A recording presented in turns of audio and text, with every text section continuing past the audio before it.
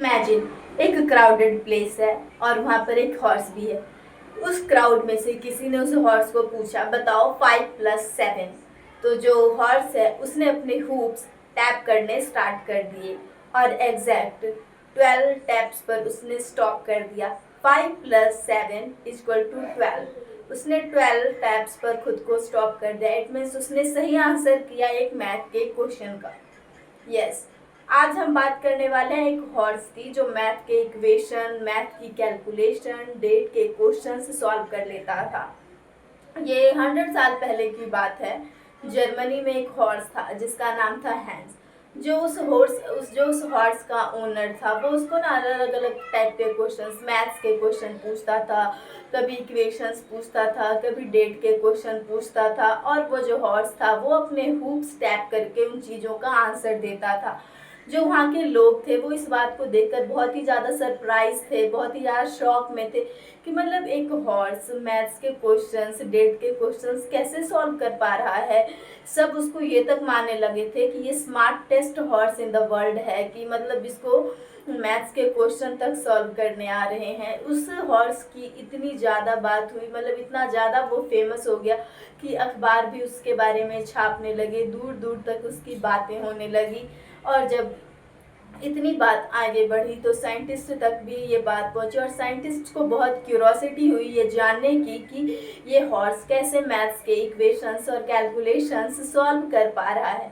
इसके लिए उन्होंने एक ज्यूरी, साइंटिस्ट की एक ज्यूरी बिठाई जिसमें उस हॉर्स को भी लाया गया और उस हॉर्स से अलग अलग टाइप के क्वेश्चंस पूछे गए और वो जो हॉर्स था उसने अपने हुप्स टैप करके सभी आंसर्स बता दिए। जब उसने सभी आंसर्स बता दिए तो इवन साइंटिस्ट भी शॉक में थे कि मतलब हाउ हाउ कैसे एक हॉर्स मैथ्स के क्वेश्चंस और इक्वेशंस के सही आंसर दे पा रहा है। फिर बाद में पता चला कि जो हॉर्स है वो कोई भी मैथ के क्वेश्चंस नहीं सॉल्व कर रहा है। वो बेसिकली लोगों के एक्सप्रेशंस, उनके पोस्चर, उनकी बॉडी लैंग्वेज, उनकी एक्साइटमेंट, इन सब चीज़ों को नोटिस कर रहा था। इन सब चीज़ों को नोटिस करके वो आंसर देता था। वो कैलकुलेट नहीं करता था 5 + 7 कितना होगा।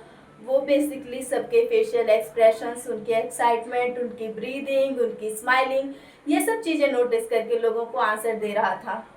फिर बाद में साइंटिस्ट को जब ये सच पता चला, फिर उन्होंने मतलब फिर सबको पता चला कि ये जो हॉर्स है ये कोई भी क्या कहते हैं कोई भी मैथ्स के क्वेश्चन नहीं सॉल्व कर रहा है, ये सिर्फ एक्सप्रेशंस पढ़ के आंसर देता है।